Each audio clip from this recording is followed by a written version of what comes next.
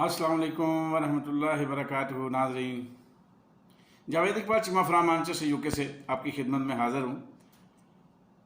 इस वीला का अनवान है मेरे सियासतदानों के कारनामे।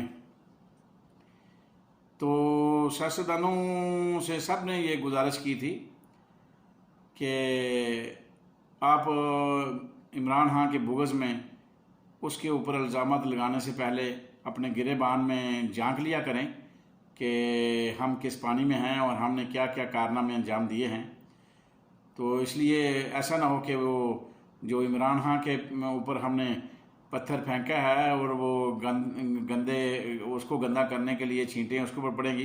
तो ऐसा ना हो कि वो जो पत्थर फेंका गया है उसकी छींटें सारी की सारी आपके ऊपर पड़ें और आपके कपड़े गंदे हो जाएं।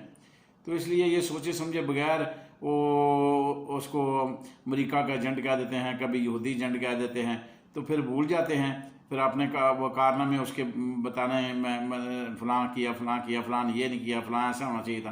तो अब सारे जो है ना हम में नंगे हो चुके हैं कि मौलाना फजल रहमान साहब की वो विकीलीक्स में लीक हुई थी कि वो अमेरिका के सामने जाके कहते थे कि आप जो भी मुझे काम देंगे, अमेरिका का हर काम जो है ना पाकिस्तान के अंदर वो मैं करूँगा, आप मुझे वज़ीर-ए-आज़म बना दें।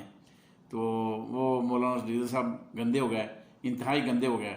और फिर खुफिया वो इसराइल को तस्लीम करने के लिए और यहूदी लॉबी के साथ अपने मेल मिलाप और सारे उसमें भी जो किसी को कहते थे यहूदी एजेंट, खुद यहूदी एजेंट बन के सामने आ गए। इसलिए मियाँ मियाँ शरीफ साहब जो दूसरों के ऊपर गंद उछालते थे, उनका तो वतीरा है।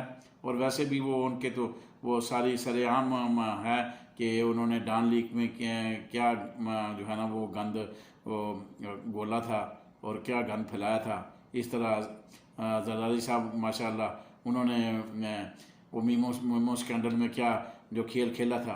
फ़ौज क्या जानती नहीं है? फ़ौज के सारे अदारे जानते हैं। फ़ौज इतनी बेवकूफ़ नहीं है।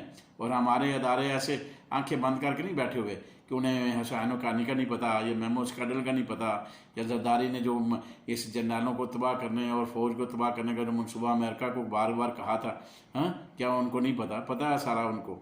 मगर ये बहुत बड़ा सवाल है, इसका जवाब मेरे पास भी नहीं है कि उसके बावजूद ये डॉन लीक्स और मेमो स्कैंडल और जो मरियम की गालियाँ और नवाज शरीफ की गालियाँ फ़ौज को और इन सारी जो बार बार वो अयाज लतीफ़ और जुएल लतीफ़ और या सादक वगैरह जो ये रंगबाज सियालकोट वाला कितनी गालियाँ दे चुका है फ़ौज को, कितना बदनाम कर चुका है। उसके बावजूद फ़ौज अगर इनका साथ दे रही है तो कोई ना कोई उसमें राज तो होंगे। तो अब तो वो राज भी सामने आने शुरू हो चुके हैं कि जो खुफिया राज मुल्कों के एजेंसियों के पास होते हैं, वो शरीफ ख़ानदान इतना बड़ा माफिया है कि वो उसके पास वो टेक्नोलॉजी इस वक्त मौजूद है जो दुनिया के मुल्कों के पास होनी चाहिए।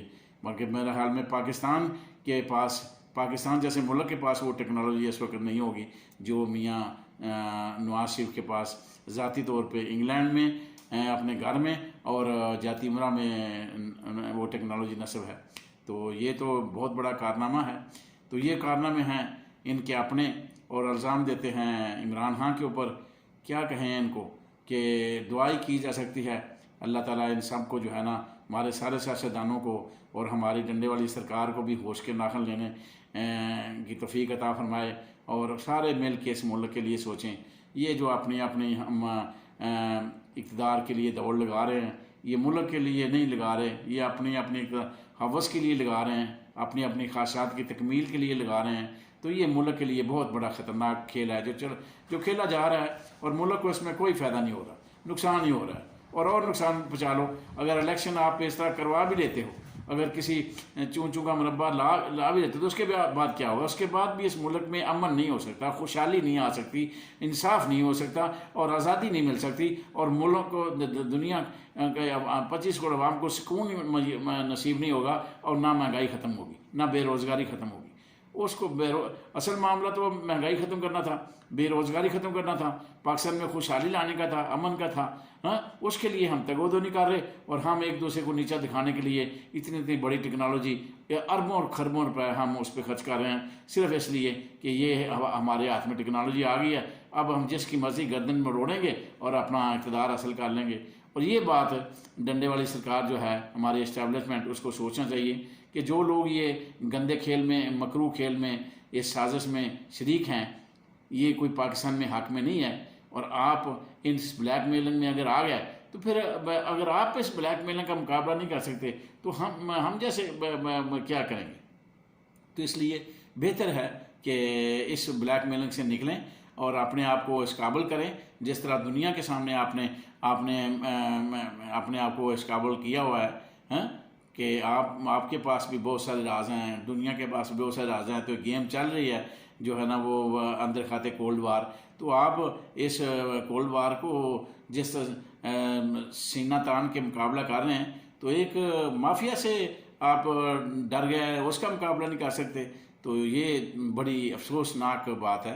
तो अब तो हर चीज़ सामने आ चुकी है, तो फिर आपको इस बात पे सोचना चाहिए कि कौन मुखलस है, कौन मुखलस नहीं है, और किसको जो है ना वो मुल्क को किस तरह चलाना है। हाँ, इसलिए आप वो काम करें जो मुल्क की बेहतरी के लिए हैं, वो ना करें जो मुल्क के नुकसान की तरफ जाते हैं। इमरान खान को अंदर करना, इमरान खान की पार्टी को पाबंद सलासिल करना, या लिस्ट से ख़त्म करना, या बल्ले का निशान ख़त्म करना, ये सारा कुछ जितना भी काम किया जाएगा, इससे मुल्क में कभी भी अमन नहीं आएगा, खुशहाली नहीं आएगी, बेरोज़गारी कम नहीं होगी, और किसी तरह भी महंगाई कम नहीं होगी, और जुल्म और बर्बरियत की जो कहानियाँ हैं वो बढ़ती जाएंगी, और अवाम जो है ना वो रोते रहेंगे।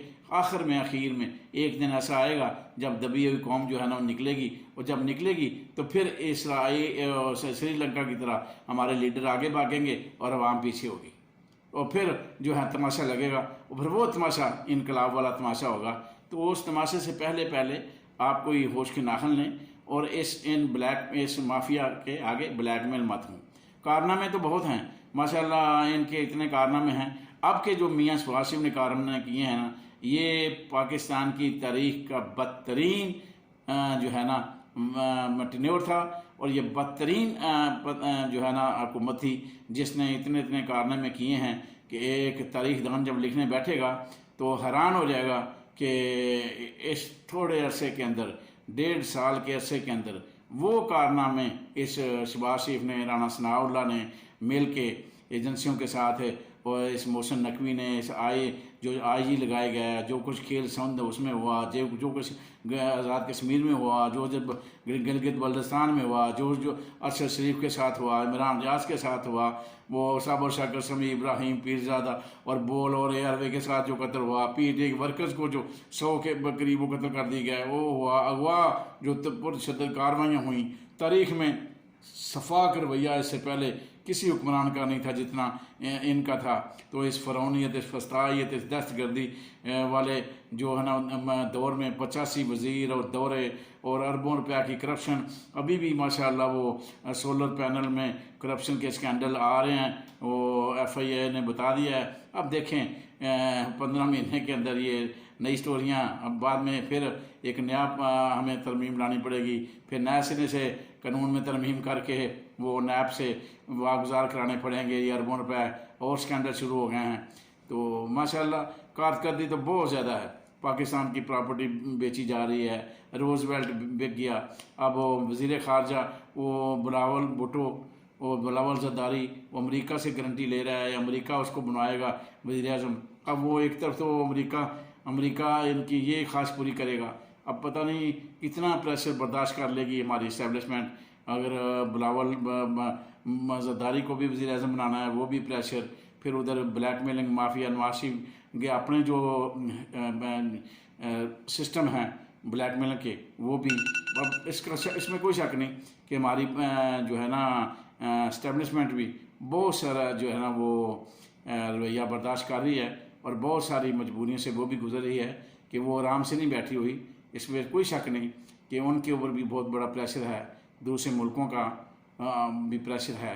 अब देखना है कि ये सारा प्रेशर जो है ना, या सारी फ़िरौनियत, फस्तायत और ये दहशतगर्दी जो मुल्क में हुई, जो गुंडागर्दी हुई या हो रही है, जो जुल्म और बर्बरियत हो रही है, इसको और दूसरे इन्वायरमेंट को किस तरह इस्टेब्लिशमेंट जो है ना कवर करती है।